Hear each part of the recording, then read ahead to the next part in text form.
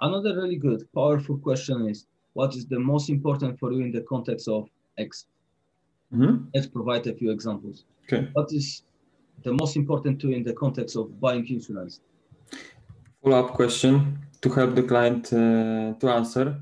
What do you expect from the insurance policy? At what points would an insurance policy help you?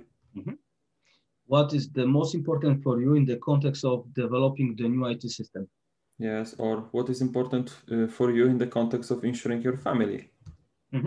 What is the most important for you in the context of hiring the marketing agency? Yes.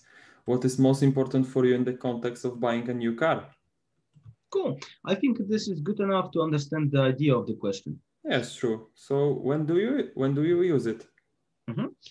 I think this is a good opening question, which can give us a general understanding of the client case, but can be useful when we ask for specific answers as well.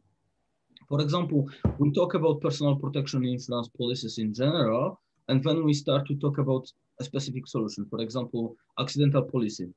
And we can ask specifically what is the most important for you in context of buying accidental insurance. Yes, perhaps surprisingly, this question can help in case when the client has a clear mind about his needs, and at the same time, when we deal with the client who is not sure about his needs.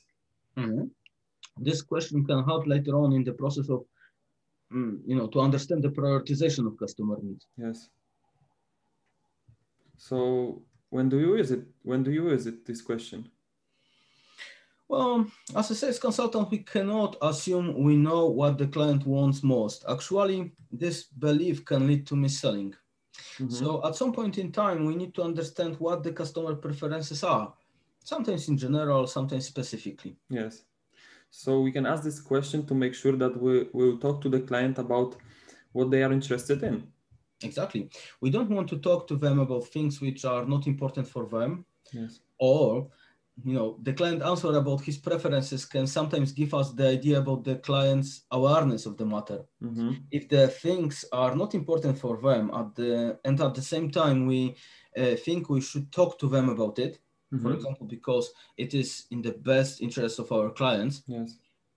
Thanks to this question, we know that we need to talk to them differently, focusing on educating and then checking if this resonates with them, if they are willing to change their mind, basically. Sure.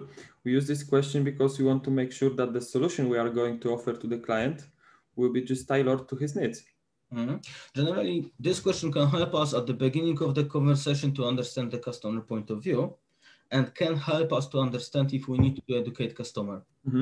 It helps to reveal a specific point which the customer would like to cover, pains and gains, which are important for them. Yes. And if we can cover it, we can often close the sales, immediately because we can fulfill the need.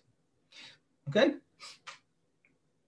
Let's say we have the conversation about life insurance and clients say, yes, sure, I need it. So the question is, what is the most important for you in the context of securing your family by life policy? And the client can say, well, okay, I want to buy the policy to ensure my family will have enough money to survive after I pass away. But I need to have some solution in place which will allow me to decide who will get what. Yes. And the answer can be, that's great. We offer trust for free for our customers to help them to manage their beneficiaries. Yes. True. That makes sense, Witold. That makes sense. Cool. Okay, so do you see any danger in using this question? No, I don't see any. Neither me. Okay, so let's move to another question. Yes, let's go.